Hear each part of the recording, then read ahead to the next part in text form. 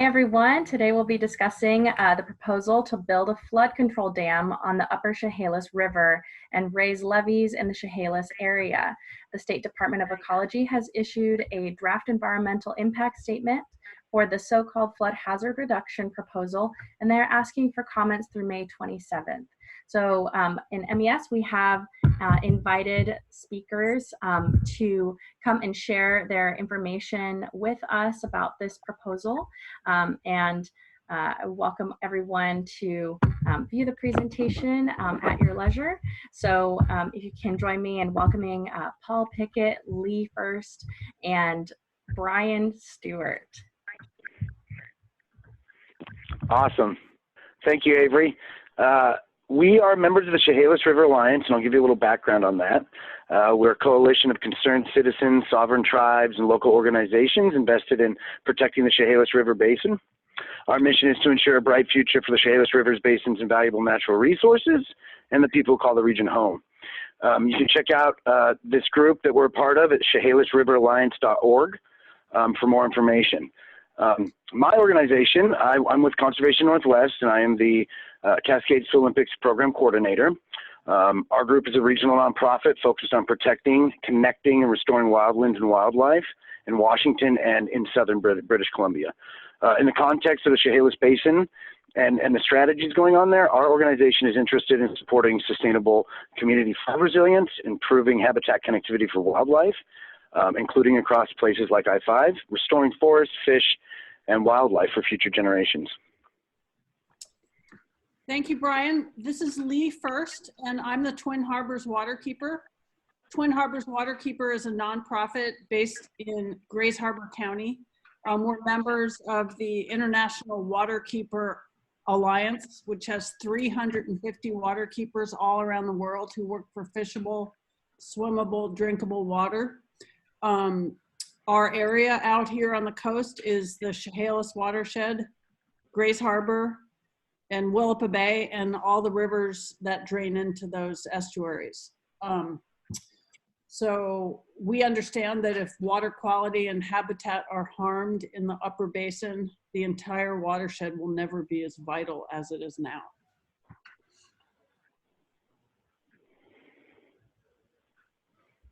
Paul Pickett. I'm an environmental engineer, recently retired from the Department of Ecology, and I used to be an MES instructor several years ago. I taught water and climate change classes.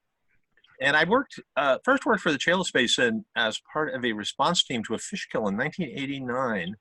And then following that, I completed a technical study of dissolved oxygen problems in the Chehalis River that resulting in the city of Chehalis removing their, excuse me, call her back, resulting in the city of Chehalis moving their discharge from the river in the summer.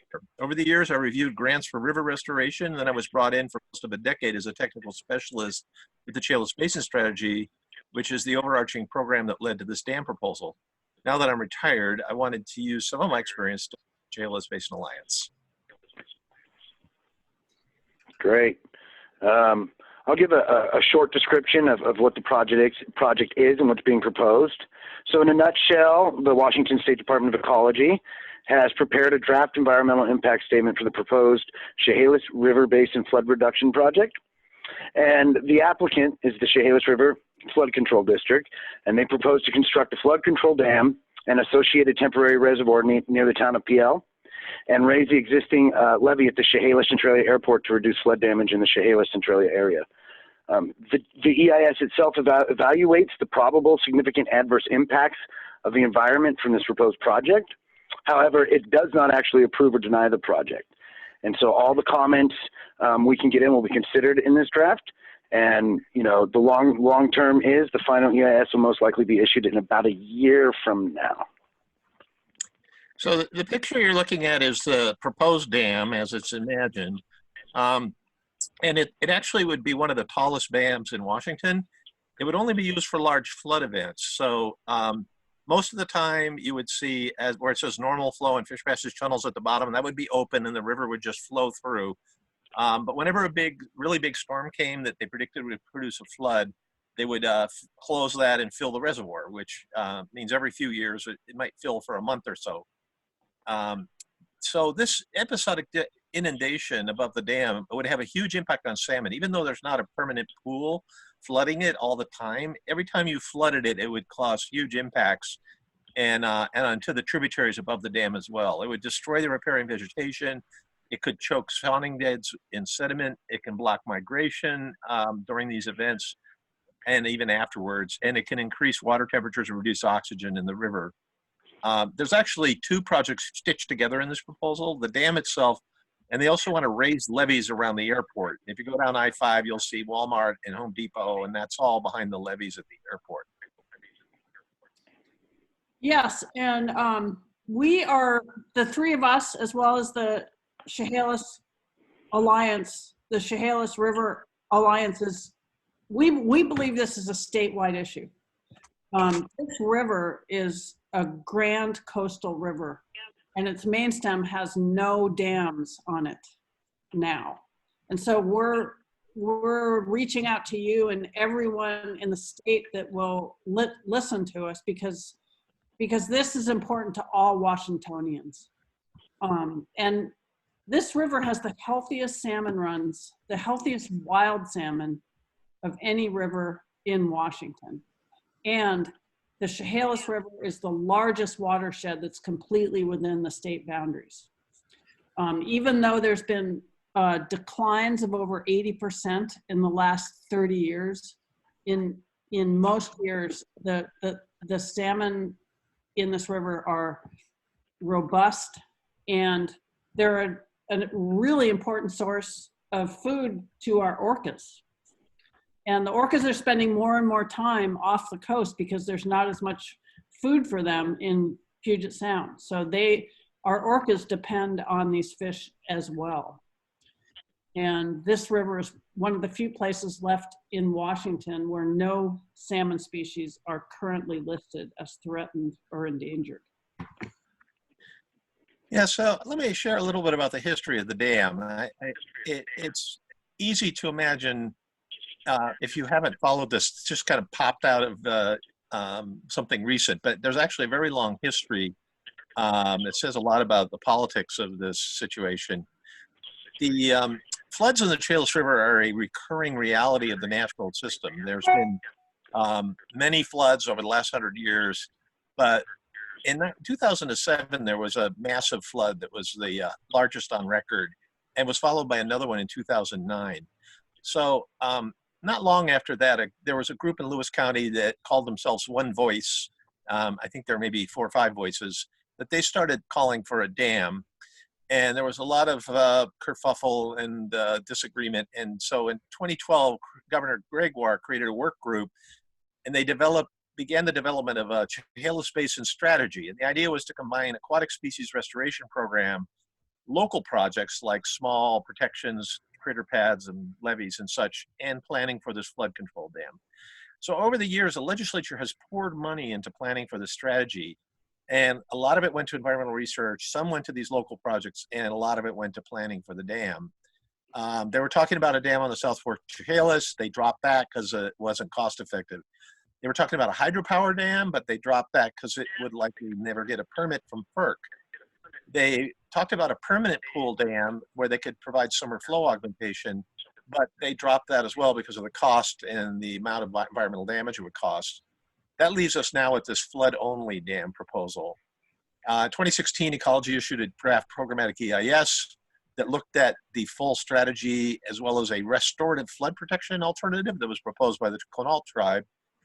In 2017, the legislature created the Office of Chehalis Basin, governed by the Chehalis Basin Board, to give a little more direction and focus to this whole process, which was kind of floating along based on consultants in the governor's work group.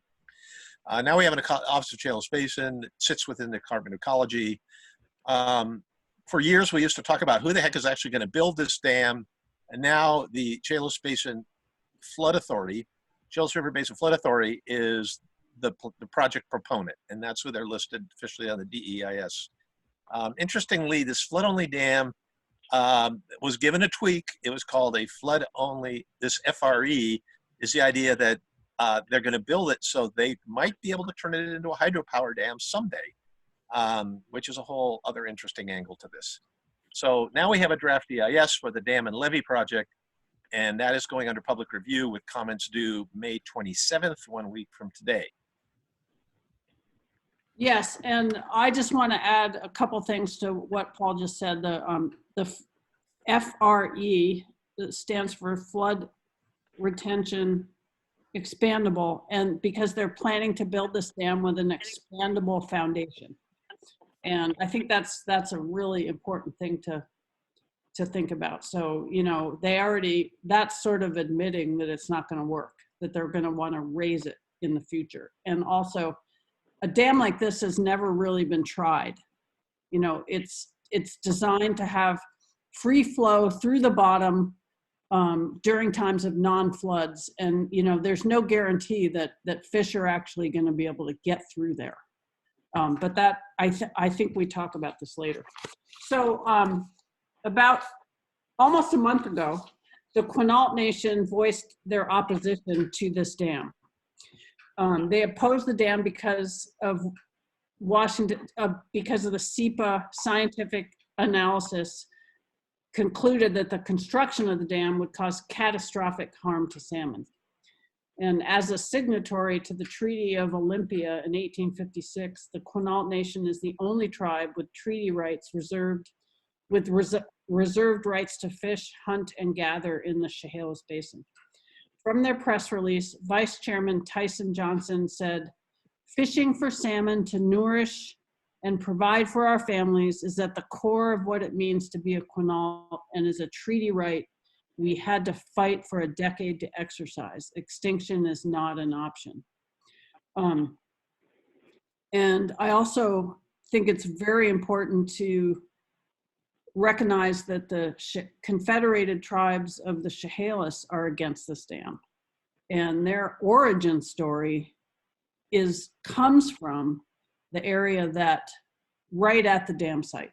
So they have come out against the dam some time ago. And so I think it's really important to respect the rights and the culture of these two tribes. That's great. Yeah, so I'll discuss a little bit about some impacts on wildlife.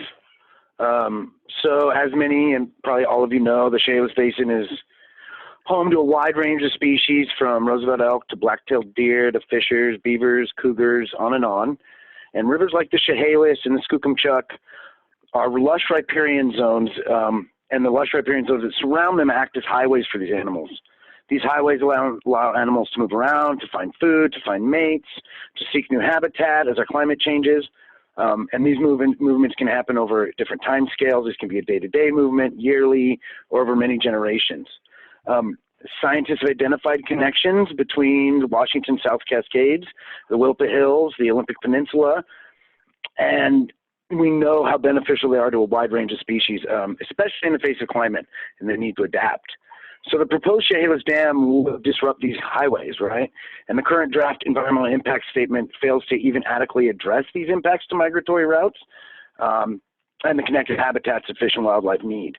They do give it a impact statement of minor, but they use zero science to come up with that, and a lot of the science shows that it would actually be much more damaging for certain species.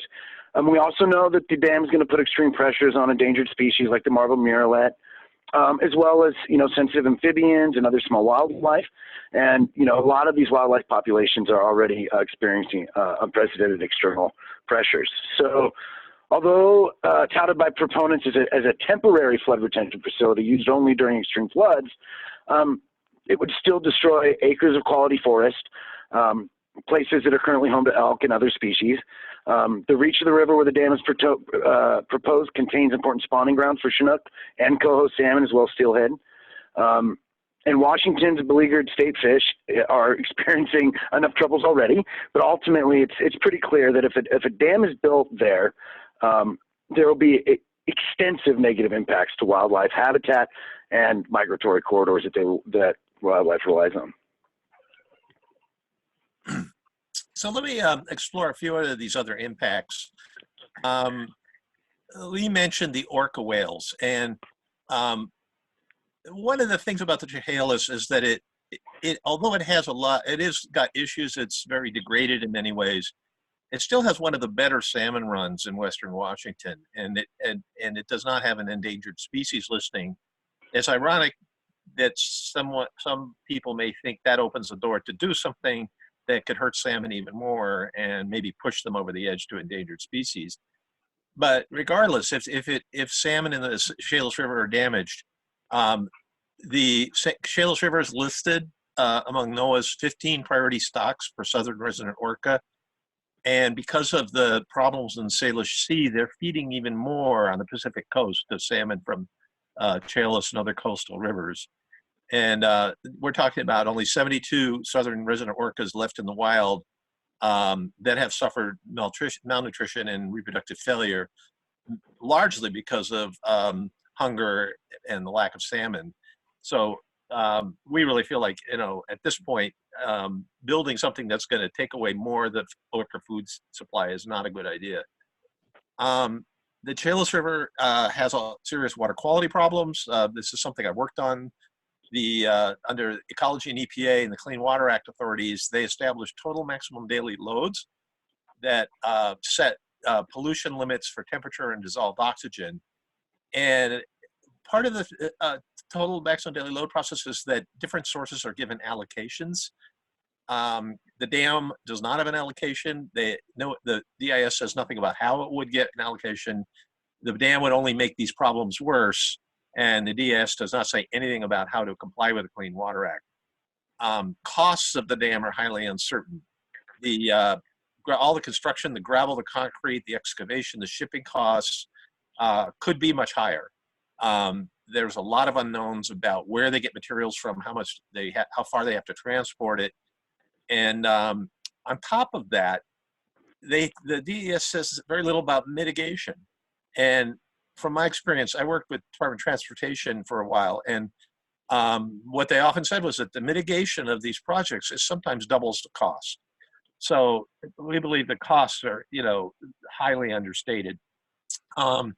Another thought to bear in mind is that most of the benefits of a dam will reduce the peak flood and knock a foot or two off it.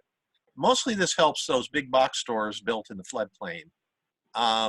Because of the levees at the airport, the floodwaters actually get higher upstream in the area up near the Route 6 interchange. So the dam is just offsetting the damage done by the levees. And all the modeling has shown that just below Centralia, once the Skookumchuck comes in, the effect of the dam is tiny. So you have a very sparsely populated area above Chehalis. You have that one valley floor where people have developed in the floodplain who will see some of the benefits, and then almost no benefits downstream. So people who depend on the Chehalis salmon runs for livelihoods and culture will experience the long-term damage from the fish, but won't really get any benefit from this at all. I guess I'd add just a bottom line. I've seen case after case from years going to conferences and reading reports where engineering solutions fail, and then you just end up with problems, and you have to have more engineering solutions to solve those problems, and it just becomes this endless cycle. There's a good reason you haven't seen a new dam in decades. The environmental costs are so high that it just becomes unaffordable.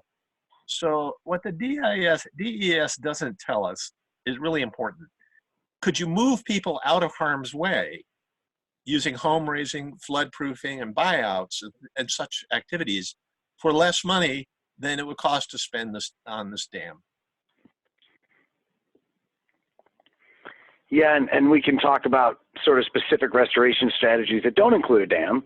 And before I get going, if you all can hear him, my turkey Tom has joined us at the window to my office for this presentation. So if you can hear him in the background, that's Tom. So overall, while we support other flood reduction projects in the basin, Conservation Northwest and the Alliance, really remain skeptical that a proposed dam on the upper Chehalis could really be constructed without devastating impacts on fish and wildlife and habitat. And so as an agency, As an organization, Conservation Northwest, we're trying to encourage relevant agencies to work collaboratively with local residents, tribes, and other stakeholders to develop alternative strategies that reduce flood impacts and restore fish and wildlife habitat at the same time, instead of having it to be a one or the other type situation, which it really isn't. Now, we empathize with legitimate concerns regarding floods that threaten property and livelihoods. I'm a resident of Lewis County, so I really appreciate the concerns, and I've seen firsthand the need for action in the basin. So while a new dam isn't really the answer, neither is the status quo. Something really does have to be done. I think the Alliance and Conservation Northwest, I think we all agree that greater emphasis needs to be placed on restoration strategies that support flood mitigation while moving local communities out of harm's way, while also restoring forest, floodplains, and habitat, a package deal. And I would encourage anyone interested in sharing their thoughts to submit public comments on the DEIS during the ongoing comment period. I think together we can create common ground solutions that benefit local communities and the fish and wildlife of the Chehalis Basin. So, some of the solutions are really quite tried and known. The picture here shows a house that's been raised. And I know I've visited homes in the Chehalis that have been raised.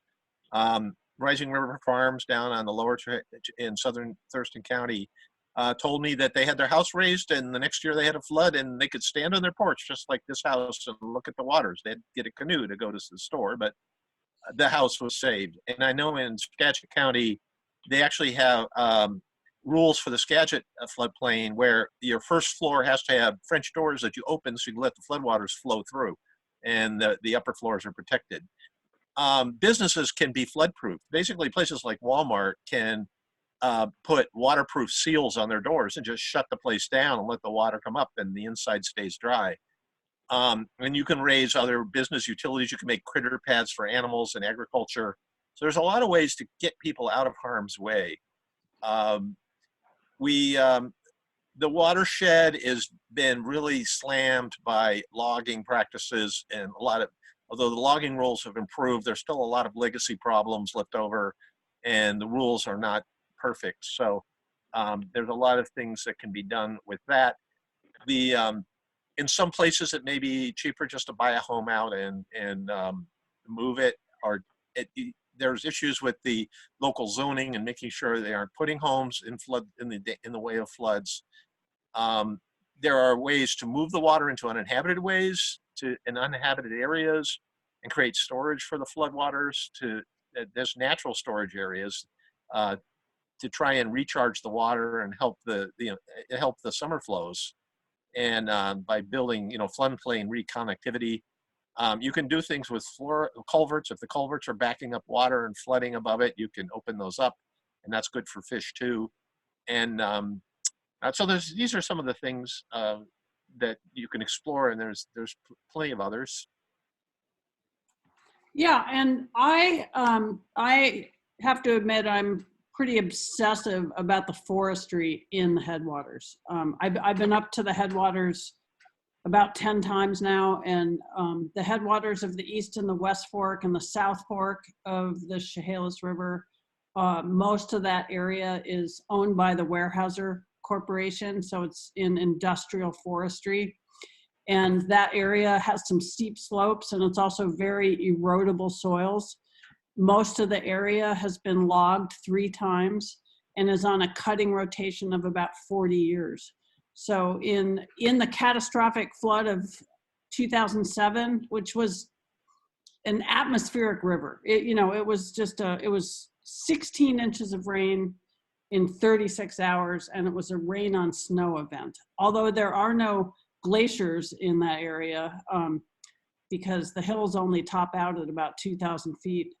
It was an atmospheric river, and it resulted, and the combination of all the clear cuts and the rain, there were over 1,200 landslides in this area. So there was a huge amount of soil that slid away in these units. It exposed bedrock on the hills, which clogged the streams downhill and delivered a huge load of sediment and debris to the valley bottom, especially in the South Fork. And that's what caused all the many bridges and roads to be completely ruined. And I think that if we don't fix up the headwaters, that we're never going to get anywhere with this flood resiliency. It's so important. And this whole issue was left out of the draft environmental impact statement. The other thing that I really want to stress is that Lewis County and Chehalis have been building in the river's floodplain with abandon. Anyone driving between Centralia and Chehalis can't help but notice the large elevated properties that include Walmart, Target, and brand new stores like less than 6 months old, Les Schwab and Dutch Brothers Coffee. And, you know, these are built higher and higher all the time. And I was just down there looking around. I had a meeting and I never actually been to that area, but there's at least 20 large lots that are for sale right now, you know, and I actually called one of the places and I asked them about, you know, does this property flood? And they give you kind of a con story. So I'm really worried that if this dam goes through, it'll be a ticket to Lewis County and City of Chehalis to just continue building like crazy in the floodplain. And, you know, I think that needs to be stopped. And what is to prevent these jurisdictions from continuing to fill the river's floodplain? That, you know, that and the terrible forestry practices, which might be improving, are, you know, a big reason that these floods continue to get worse. It's a great point. So then it really comes back to what can you do about the proposal? So if you feel strongly about the proposed dam, now is the time to act. We're running out of time. Public comment period ends on May 27th. You can go to chehalisbasinstrategy.com/EIS and make your comments. You can talk to your friends, talk to your family to protect this amazing river. I would also add that, you know, go check out the ChehalisRiverAlliance.org website. Sign up there for emails and updates. And if you're really interested and you really want to get involved and you're a resident of the area, contact me at Stewart, Stewart, at conservationnw.org. And, you know, we can see about getting you onto a sign-on letter or endorsing the Alliance if it really means something to you. So, yeah, spread the word. Yes, and there's also a fantastic documentary that you can watch for free right now. It's called Chehalis, A Watershed Moment by Shane Anderson, who's been making fantastic documentaries about fish for 10 years. And you can see a trailer for this at the pacificrivers.org website. And there should be a Facebook link to the YouTube free showing. Do a search for Chehalis, A Watershed Moment. And it's a film that's really worth seeing.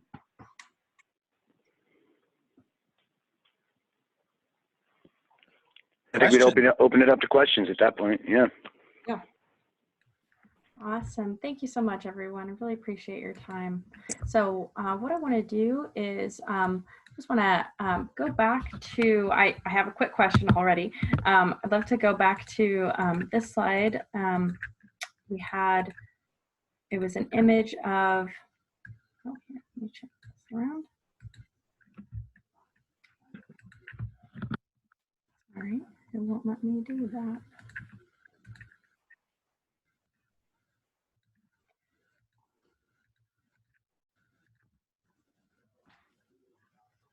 Let's see. Well, it won't. Oh, hopefully. There we go. Okay. So this was a really powerful image. And I think, you know, this type of imagery is part of the reason why, you know, this dam proposal project has really come up as, you know, the impact of the floodwaters on the Chehalis River Basin and on people, and, you know, what the economic hardship that is incurred by individuals when a flood does happen, and you know, how lives are completely impacted by these waters. And so can you give a little bit of a history behind, you know, the building along this floodplain? You know, was this something that has, is this a flood that has been occurring as frequently as it does today? You know, originally when people started to build on this floodplain area, you know, and kind of talk about some of the geologic impacts that have brought this to fruition. Is this a result of, you know, the glacier that receded 10,000 years ago, or is this kind of related to, you know, new like water damage that has eroded away the land? That's a great question. Well, let's see. I'll try and give you a short answer.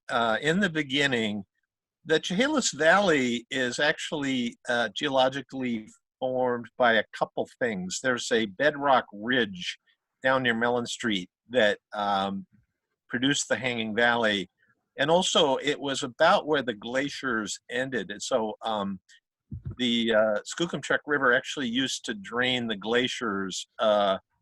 It came down from what's now Scatter Creek and came out the Skookumchuck, and the Chehalis was the outlet of the glaciers. And that's a great picture because you can just about see how the Skookumchuck and Black Rivers were the outlets, and it left quite a bit of glacial debris there. So being a large basin, the storms have always come in. Atmospheric rivers is not new. We've always had those. And the parts of the basin are very erosive. The sedimentary rock in the Coast Range is already pretty erosive. So you have a situation where between the Pacific storms, erosive landscape, some of the glacial features, some of the bedrock features, basically set up to have floods. What we call a flood, what nature just calls, you know, it rains and the water fills up the valley. So then when people try to live there, it turns into a flood.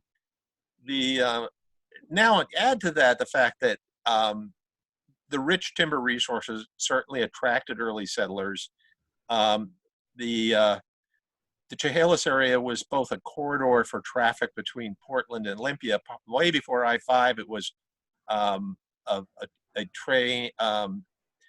It would be where the wagons would bring things north, and then later railroad.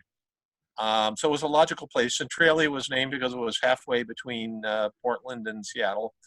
And so people moved in, and the logging was rich. There was plenty of wood. There was plenty of fish. And you had a nice flat valley. And I think in the old days, people saw a flat valley that was dry, and they started farming it, and they started building houses. Now, with our knowledge of science, we look at it differently, and we look at, say, you know, the river is not just the little channel, it's the whole floodplain. So you have this history of the pioneer settlement and the development. Then you add on to that the modern era, where I think the model for this may be the Green River and the Kent Valley, where they built heavily in the valley, developed it.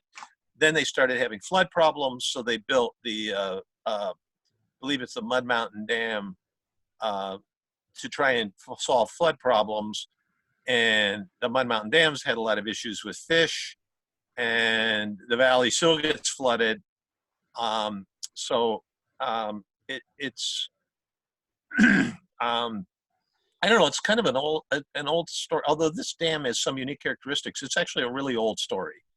And I think that's what we're trying to suggest, that we move on from that, to try and solve these.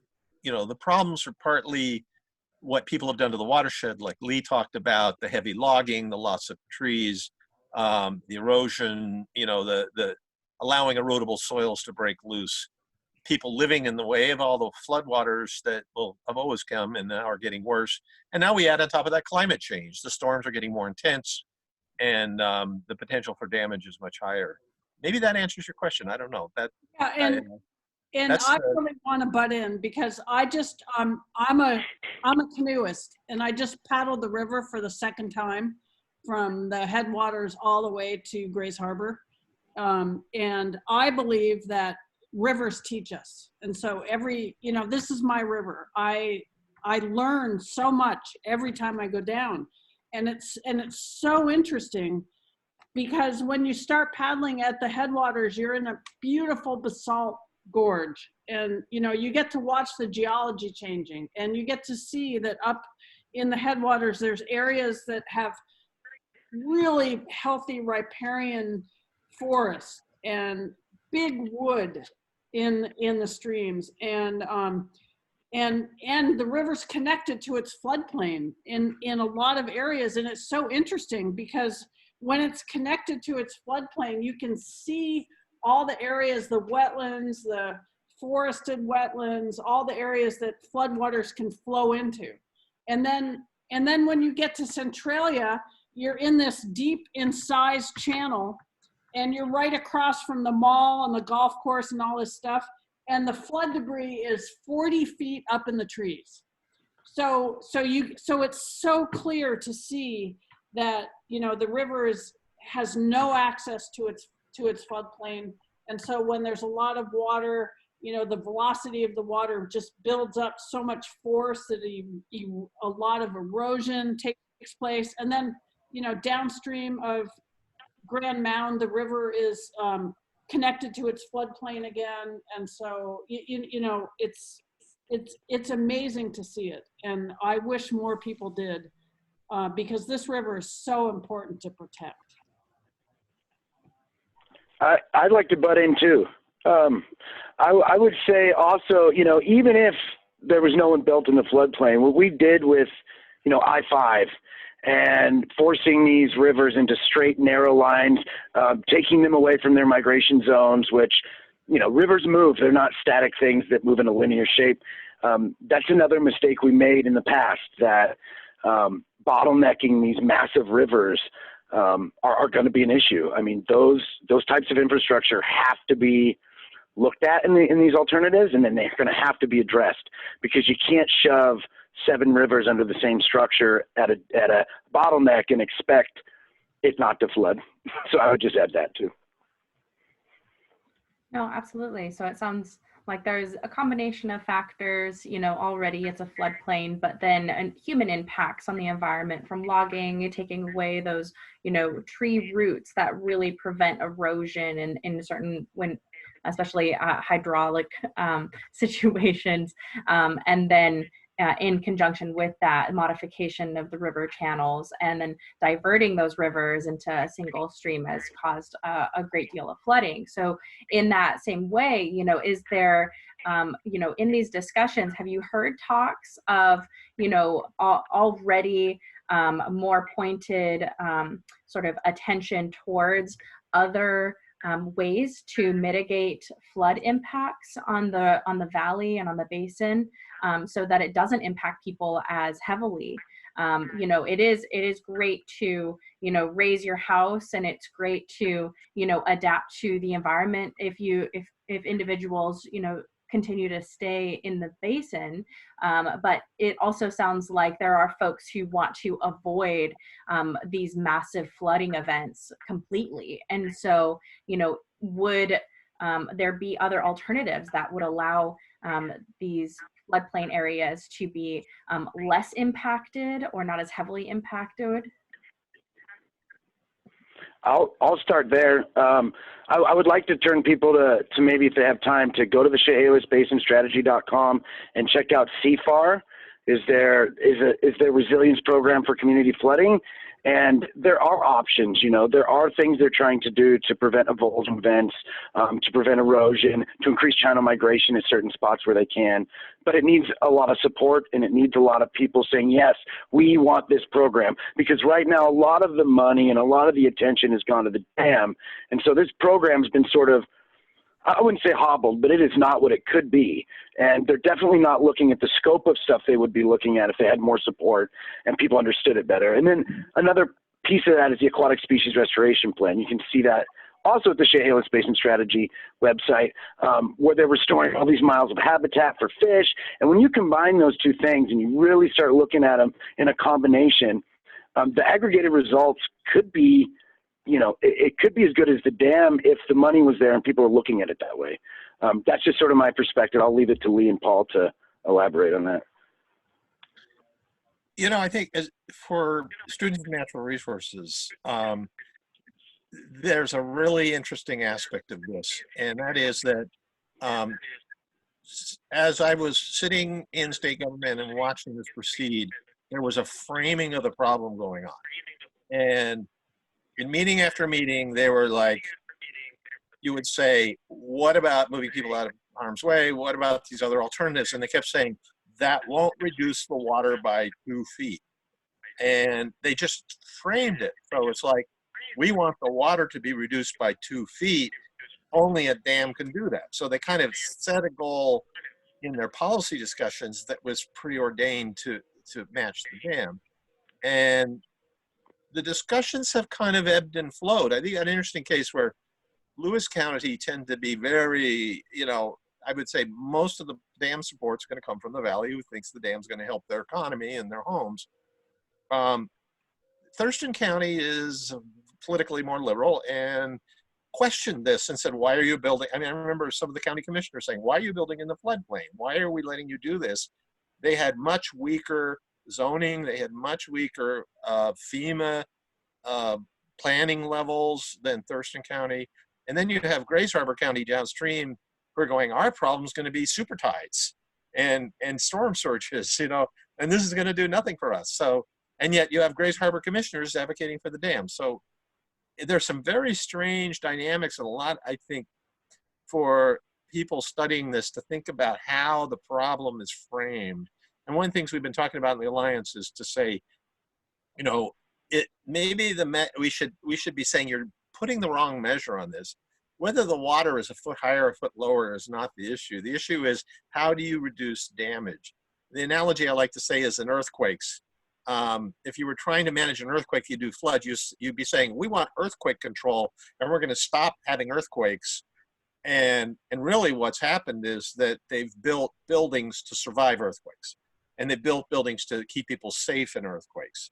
And I think that's, and you could say the same allegory for forest fires. There's always been forest fires. People are living where there's fires. We've suppressed fires in the forest. People are like, we have to stop fires, and they've just made the problems worse. So now you have this whole thing of like, how can we live with fires? And how can we live with floods? And how can we live with earthquakes? Nature does what nature does. And we have to shift that paradigm. We have to shift that framing to try and, you know, I mean, we're just saying like a 20th century problem in the 21st century, we need something different. Yes, and a term that Paul taught me is flood resiliency. You know, the engineers, except for Paul, all talk about, you know, we need flood control. The engineers in Lewis County and the proponents of this, you know, they want flood control. But I think what we really need and what makes much more sense and is much more economical is flood resiliency. You know, we need to learn how to live with the floods. We need to connect we need the river to be able to connect with its floodplain in as many places as possible. And if there are plenty of places where we could let the river flow into its former floodplain. And, you know, I think if we really concentrate on that maybe we will get 2 feet of water relief in Lewis County. And it's really true that this proposal kind of bulks up protection for interstate commerce on I-5 and in the area where the box stores are, and it offers almost nothing to people downstream, especially where I live in Aberdeen and Hoquiam. It offers almost nothing, and yet there's no, and we haven't talked about funding. You know, there's no clear funding, and it's likely that the whole state is going to have to pay for this, which would just be a disaster, especially in these times of economic catastrophe. Yeah, and it does sound like, part of, and this is a bit of conjecture, which is, when you're talking about, proposing a project, any kind of project, the viability of that project has to be very clear in order to get financial backing oftentimes. And a dam is a really often very clear, flood mitigator. And restoration sounds like, it is often more challenging to communicate the impacts of restoration. Oftentimes restoration projects take a long period of time to have a positive impact on the environment, either through conservation or through, maintaining species biodiversity. And so with, both plants and animals. And so it's very hard to communicate, what putting millions of dollars into a restoration project will look like in 10 or 20 years versus a dam, which you construct and then poof, your problem is solved, and it feels like that money is well invested. And so I think that's a really challenging, point to make, is, thinking about alternatives, and then hearing what, the dam proposal is trying to definitely push for, which is, we can solve the problem, and this is how we're going to solve the problem, and this is the amount water problem that will be solved, and you can't necessarily do that same thing with a restoration project, and that sounds like what the basin actually needs more so is, working with hydrologists and geologists and engineers to think of ways to restore the impacts that have been made, and so that it's healthy for both people and for the natural landscape that's there. So that's really a wonderful thing to think about. I think this picture that I was just going to say, I think the picture we're looking at of the proposed facility is a great example of that. Here's a tangible picture of the so-called solution that people can look at. And they can go, oh, look, that thing there, we can't do this for the kind of restoration or resiliency programs we'd have to do in the basin. We can't just draw a picture and say, oh, look, neat, there's the shiny thing that's going to save us. It's much more complex. I think that's a great point. And then I would also say mitigation in the DEIS hasn't been fleshed out in any way, right? So they don't even know if it's, mitigation for the effects, if it's feasible, what it's going to take and what it's going to cost. And so there's another cost there that's going to go along with this dam that we have no clue what it's going to cost, and if these mitigation strategies or recommendations are even possible, if they'll do anything. And so when you think of the cost of the dam, you also have to think in the back of your mind, there's going to be this huge mitigation program. We have no clue if it's going to work, and it's going to cost a whole lot of money that no one's talking about right now. I was going to say, I think your comment, Avery, is nails the heart of the problem with the DEIS, which is they give you the dam, and they don't say which is a preferred alternative, but they put page after page after page about the dam. Then they have this other alternative, and it's like one paragraph, and it's not really presented as an alternative. And this is something where we're going to be writing, the Alliance is going to be writing letters to the governor and everyone, just going, you really need to put as much energy into this alternative, and maybe actually make that your preferred alternative and really study that. And it goes back to the question of, if you spend $1 billion on that dam, you were talking about a dam seems really quick. Well, dams aren't quick. It's going to take years to permit, it's take years to build. You can raise a lot of houses in a very short amount of time for that money. And you could buy out houses and do all the things to just get people out of harm's way. So, just the lack of vision and the lack of being able to articulate a clear alternative in the DEIS is a huge flaw. Yeah, and the dam there, if it goes forward, it's probably going to start being built in 10 years.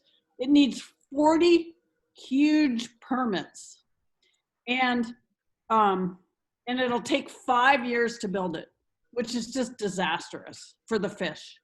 Our really, really special steelhead. The Chehalis is known as prize steelhead river in Washington state, and 16% of the steelhead in the Chehalis spawn above where this dam site would be. So it's going to just ruin forever the habitat for the steelhead. And the spring Chinook, which are just barely hanging on, you know, one tiny step away from being listed as an endangered species, same thing. So there's so much of their spawning habitat is above the dam, and nobody knows if this dam is really going to work. All the, you know, we had the Wainuchi Dam in 1970, and that's a major tributary of the Chehalis River. We were promised that the Wainuchi Dam would actually help fish, but instead it devastated the Chinook run. So, you know, let's not let that happen again. No, absolutely. And I think, you know, in conjunction with that, when I was just, you know, reading up on some of this proposal, you know, the impact to the orca population, which, you know, when you're talking about, you know, species conservation, megafauna is oftentimes and it comes back to relatability, likability sometimes, you know, with conservation efforts, and the orcas, you know, have a lot of environmental backing for conservation, species conservation, and their habitat range is absolutely massive. And so if you're conserving orcas, you need to conserve all of its food resources, and you need to conserve its habitat, which ranges from, you know, Alaska down to, you know, our all the way down to Mexico and our Pacific coastline there, you know. So I was wondering if this project butts up against species conservation for orcas, because that is a massive conversation that's you know, constantly you know, evolving and changing. Orcas are having a very hard time with you know, bioaccumulation of toxics, and then, you know, reduced food production in the oceans due to, you know, the loss of salmon, and salmon are in reduction because of loss of habitat. And so, you know, this is something that I'm kind of curious, like how could this get passed if, you know, we're already trying to do things to mitigate the impacts to orcas, and there's already so much conservation effort to protect orcas and the species that impact, and their habitat range that's impacted.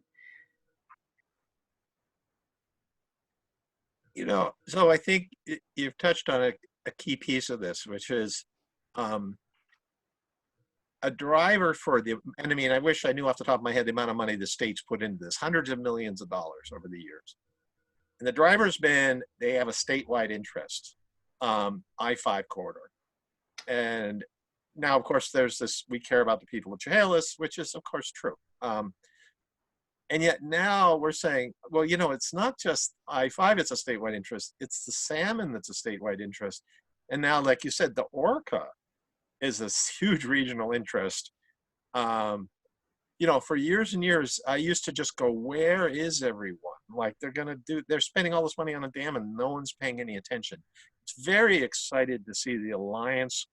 Suddenly there's people just, I think it was the fact that there were EISs woke everyone up, or just, there's always a million fights to fight. It brought them to this fight. And I think it's really, I just kind of heard about it and said, hey, you know, I know a lot about the Chehalis, I want to help. And that's why I think Lee's been going all over Western Washington.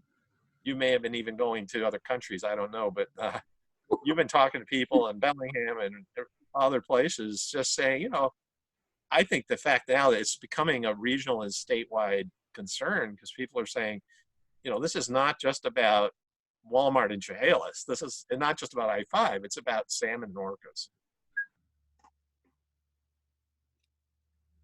Yeah, absolutely. Potential larger regional impacts that maybe aren't being talked about, or that people, if they want to, you know, have make a comment about it, you know, they have within the next week to make a comment and talk about, you know, how the region is going to be impacted and the different effects that they see. And so I guess my question moving forward is, you know, if enough public comment is made, or if the dam proposal doesn't move forward, is there likelihood that attention will be now shifted towards other modalities of flood mitigation, or do you think that this would just come up again in the next year or the year after that? You know, what are your senses of what this proposal is looking like at this time with the environmental impact statement right now? I would say everything you said is true, even the contradictory parts. So Plan B, the Quinault has put forward this idea of a Plan B. The Chehalis Basin Board has picked up that idea. What it means, what that's going to look like, how we can influence that is yet to be determined. We're definitely, as an alliance, working on trying to influence that and help build a Plan B option. We're not calling it Plan B, but that's nuance we won't get into. And so I think it also means that NEPA's coming, and the dam really doesn't get approved by NEPA or SEPA. It gets approved by permitting much later. So I would say that there are other options coming to light now, and people are starting to look at those. But I would also say that the fight for the dam has just started. This is just the first, this SEPA EIS, in my mind, is just the first step in a long road type of battle. That's just my thoughts. Wonderful. I would also encourage master's students. I was going to say, I also encourage master's students who haven't decided what to do with their thesis to maybe think about work they might be able to do for data that's sitting out there or hasn't been utilized in a way that's great. I'm just as a thought, ongoing stuff is always great to do your thesis work on because people want it. That's very true. There's a lot of data out there to mine for sure. Mm-hmm. Absolutely. Well, thank you all so much. I really appreciate your time coming out here and talking to us. And I love that you're all, you know, willing and ready for this virtual format and as a modality to engage. And so I just really appreciate your knowledge and the information that you're able to share today.